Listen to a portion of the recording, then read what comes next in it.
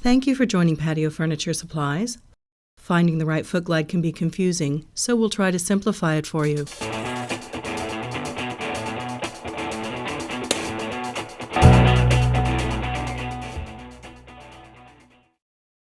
To find the correct glide, you'll need to determine the size, shape, and whether the leg is steel or aluminum, so you'll need a screwdriver, also a tape measure, and maybe a magnet and a set of drill bits. There are 5 basic types of legs or feet: the tube, the bar, the disc, the small hole, and the steel weld cup. First, pry out the old glide. You may have to drill it out. We'll start with the tube. Measure the outside diameter, which is the outside edge to outside edge of the metal tube, and that tells you the size. If it's not round, measure the length and width. Note that this tube is wider in the center than at the ends. Then there are several other things to consider. Is the tube aluminum or steel? If you don't know, here's an easy trick. Put a magnet to the leg. A magnet will not stick to aluminum, but will stick to steel. If it's steel, or if it has a metric measurement, you'll need a multi-gauge glide which has fins like these. A flat glide is for a leg that comes down straight, but if the leg comes down at an angle, you'll need an angle glide. If you can't find the right angle glide, you can use a ball glide or a dome glide like these. Note that your furniture may use more than one type or size of glide on the front and back legs, like this love seat. Also look inside the tube. It may have chambers that the glide will have to fit, so match the glide to it. The glide may be rectangular, oval, octagonal, or even triangular, and the corners may be rounded or more sharp. It may be wider in the middle or have a shape like these, for instance.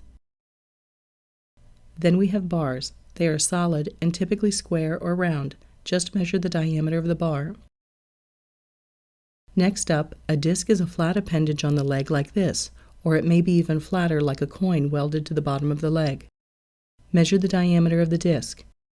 Disc glides are shallow like these, and common sizes are 15/16 inch, 1 7/16 inch, and 1 3/4 inch. Fourth, if the glide goes into a small hole, there are several options, but a very common one is the stem bumper glide.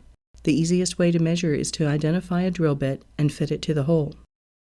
Stem bumper glides are either coved or flat to fit flush against either a round or flat tube.